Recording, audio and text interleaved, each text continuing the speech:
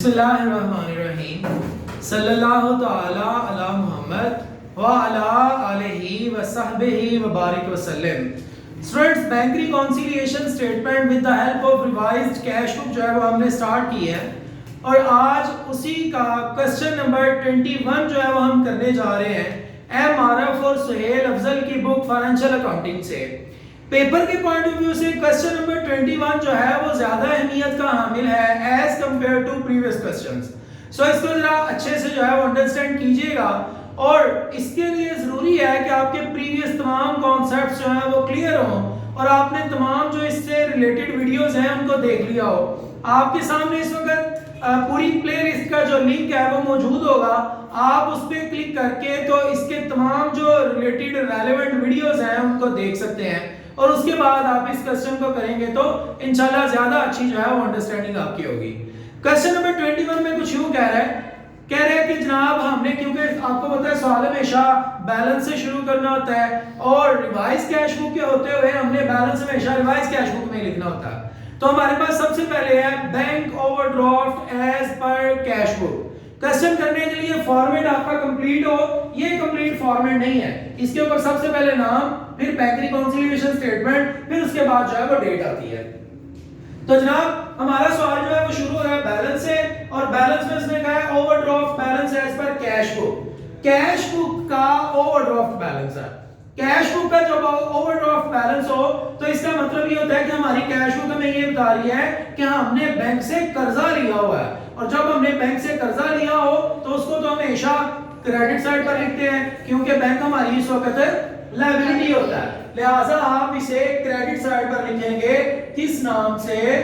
Balance brought down के नाम से। हमारा बैलेंस ब्रॉट डाउन है 24,000 रुपया, हमने बैंक से कर्जा लिया हुआ है इसलिए ये क्रेडिट साइड पर लिखा गया है। Balance as per cash book का मतलब होता है कैश बुक बता रही है हमारे बैंक में पैसे हैं तो उसको डेबिट साइड पर लिखते हैं, लेकिन जब balance as per cash book के साथ लफ्ज ओवरड्राफ्ट आ जाए तो इसका मतलब होता है हमने बैंक से कर्जा लिया हुआ है, वो हमारी लायबिलिटी है, सो हमने इसे क्रेडिट साइड पर लिख दिया। नेक्स्ट कहता है ₹80,000 worth of cheque were sent for collection. हमने 80,000 रुपए के चेक बैंक में जमा करवा दिए कलेक्शन के लिए। जब हमने बैंक में 80,000 रुपए के चेक भेजे थे ना कलेक्शन के लिए तो हमने क्या सोचा था कि हमारे अकाउंट में इजाफा हो गया। ये सोच के हमने अपने पास जो घर में कैश बुक थी उसको क्या कर दिया था? डेबिट कर दिया था। जनाब हमने 80,000 रुपए का चेक को डेबिट कर दिया and only 50,000 worth of cheque were collected up to 31 March. लेकिन कितने के चेक कलेक्ट हो सके? सिर्फ 50 के। हमने मार्च के अंदर 80,000 के चेक जमा करवाए थे। हमने सोचा था 80,000 का इजाफा हो गया मार्च के अंदर ही, लेकिन हमें पता चला ना भाई 80,000 का इजाफा मार्च में नहीं हुआ बल्कि मार्च में तो इजाफा हुआ है 50,000 का, क्योंकि बैंक ने चेक कलेक्ट ही सिर्फ 50 ही की है। हम 80 का इजाफा करके बैठे हैं, इजाफा 50 का हुआ है, हमने 30 का इजाफा ज्यादा किया हुआ है। ये जो 30 का इजाफा ज्यादा किया है इसको उठा के हम क्रेडिट साइड पर लिखेंगे। पहली लाइन हमने छोड़ देनी है तो हमने दूसरे नंबर पे लिख देना है जनाब 30,000 क्रेडिट साइड पे। क्यों क्रेडिट साइड पे? क्योंकि ये वो चेक है जो हमने बैंक में जमा करवाया लेकिन वो चेक कलेक्ट नहीं हुआ। बैंक ने उन चेक्स की अमाउंट को हमारे अकाउंट में ट्रांसफर नहीं किया और अनकलेक्टेड चेक आपको पता है हमेशा इधर लिखते हैं क्रेडिट साइड पे बैंक रिकॉन्सिलिएशन में। ये कैश बुक में क्यों नहीं आया? क्योंकि ये बैंक आइटम नहीं है। बैंक आइटम कौन कौन सी है जो यहाँ पर आती है और इधर नहीं आती, और कौन सी वो चीजें हैं जो बैंक रिकॉन्सिलिएशन में आती हैं और रिवाइज कैश बुक में नहीं आती? प्रीवियस लेक्चर्स को देखें, स्पेशली इंट्रोडक्शन वाला लेक्चर, फिर बात क्लियर होगी। बात को मजीद आगे बढ़ाते हैं।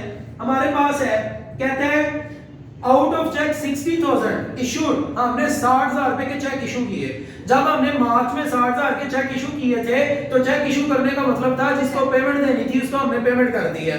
हमने 60,000 की जब पेमेंट की तो हमने सोचा मार्च में हमारे अकाउंट में कमी हो गई है, लेकिन वो कह रहे हैं नहीं, cheque for rupees 36,000 were presented for payment. हमने 60,000 के चेक दिए कि जनाब ये आप जो है वो आपके अकाउंट में क्या हो गया है?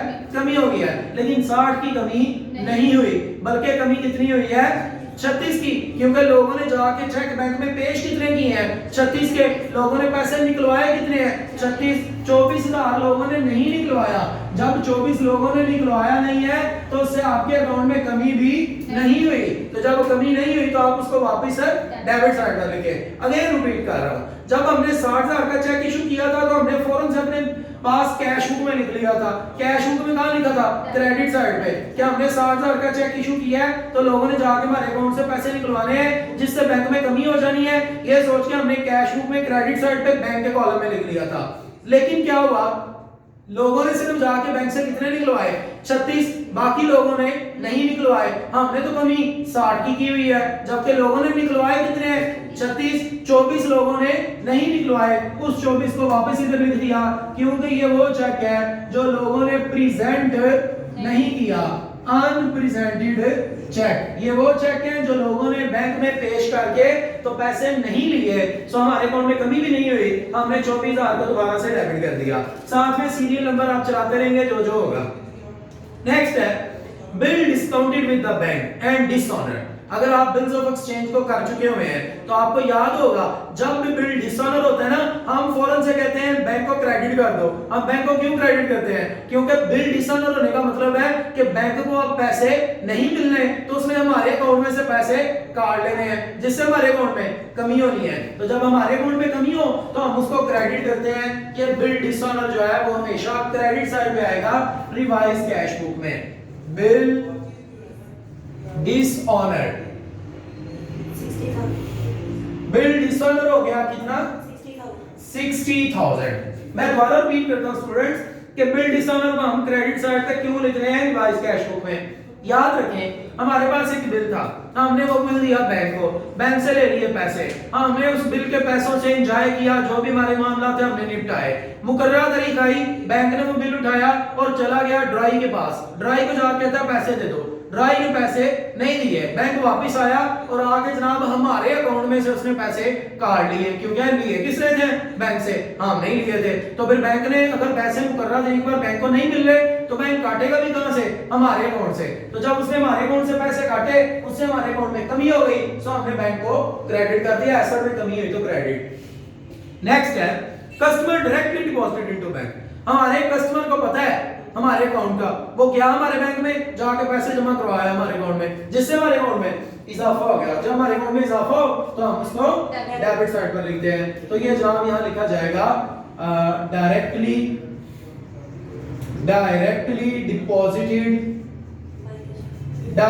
Deposited by customer. कस्टमर जो है वो डायरेक्ट हमारे बैंक में गया और जाके पैसे जमा करवाया जिससे हमारे अकाउंट में इजाफा हो गया 56,000 रुपीस का। और सेकंड लास्ट है भाई, कह रहा है cheque for rupees 10,000 entered in cash book. 10,000 रुपए का एक चेक है वो कैश बुक में हमने लिख लिया डेबिट साइड पे, was not sent to bank for collection. Interest on overdraft. अच्छा जी थर्ड लास्ट है फिर कह रहा है interest on overdraft. Interest on overdraft 25,000 debited in passbook only. Overdraft कहते हैं जब हमने बैंक से ज्यादा पैसे लिए हों। जब हमने बैंक से ज्यादा पैसे लिए हों, जितने पैसे थे हमारे बैंक में हमने उससे ज्यादा निकलवाए हैं, तो उससे हमारे अकाउंट में बैंक जो है हमारे लिए लायबिलिटी बन जाता है क्योंकि हमने बैंक से ज्यादा पैसे ले लिए हैं। तो जब हमने ज्यादा पैसे ले लिए हो तो बैंक हमारी लायबिलिटी होता है, तो बैंक ने फिर उसके ऊपर हमसे सूद लेना होता है। जब बैंक हमसे सूद लेता है तो उससे हमारे अकाउंट में कमी होती है, लिहाजा इंटरेस्ट ऑन ओवरड्राफ्ट ये हमेशा क्रेडिट साइड पर लिखा जाता है क्योंकि बैंक जब भी हमसे सूद लेता है तो उससे हमारे अकाउंट में कमी होती है। बैंक से जब आप एक्स्ट्रा पैसे लेते हैं तो बैंक उसके ऊपर आपसे सूद लेता है, उसको इंटरेस्ट ऑन ओवरड्राफ्ट कहते हैं और उससे हमारे अकाउंट में कमी होती है, इसलिए उसे क्रेडिट किया है। अब देखें जी सेकंड लास्ट, कहते हैं कस्टमर डायरेक्ट हमारे अकाउंट में गया, सॉरी ये नहीं है, कहते हैं cheque for rupees 10,000 entered in cash book. 10,000 रुपए का एक चेक था, हमने उसको कैश बुक में डेबिट साइड पर लिख लिया। डेबिट साइड पे तो हम कैश बुक में तब लिखते हैं जब हम बैंक में पैसे जमा करवाते हैं। तो कहते हैं आपने ऐसे लिखा जैसे आपने चेक बैंक में जमा करवा दिया है, was not sent to bank, लेकिन वो चेक तो आपने बैंक को भेजा नहीं है, ये ओमिटेड चेक है जो आपने अपने पास तो लिख लिया कि मेरे अकाउंट में ऐसे जैसे इजाफा हो गया, लेकिन वो चेक आपने बैंक को नहीं भेजा। जब आपने चेक बैंक को नहीं भेजा तो आपके अकाउंट में इजाफा नहीं हुआ। तो जब इजाफा नहीं हुआ तो फिर आप खामखा इजाफा कर रहे हैं, आप उसे दोबारा से क्रेडिट करेंगे। रिपीट कर रहा हूं, हमने एक चेक अपने पास कैश बुक में डेबिट साइड पर लिखा। कैश बुक में डेबिट साइड पर उस वक्त लिखा जाता है, आज मैंने कैश बुक बनाई नहीं है लेकिन उम्मीद है कि आपको बात समझ आ गई होगी। ये आपकी बैंक का कॉलम है, सिर्फ कैश बुक का, कैश बुक। तो जनाब आपने एक चेक है वो आपने डेबिट साइड पर लिख लिया। डेबिट साइड पे तो आप बैंक कॉलम में तब लिखते हैं जब आप चेक बैंक में जमा करवाएं।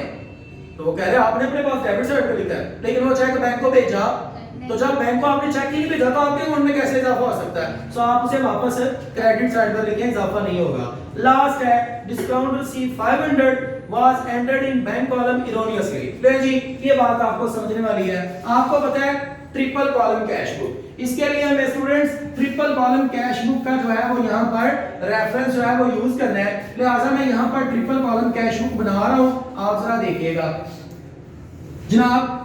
1 2 3 तीन कॉलम क्रेडिट पे, 1 2 और 3 कॉलम जो है वो डेबिट है। आपको पता है ये वाला कॉलम कैश का होता है, ये बैंक का होता है, ये डिस्काउंट अलाउ का होता है।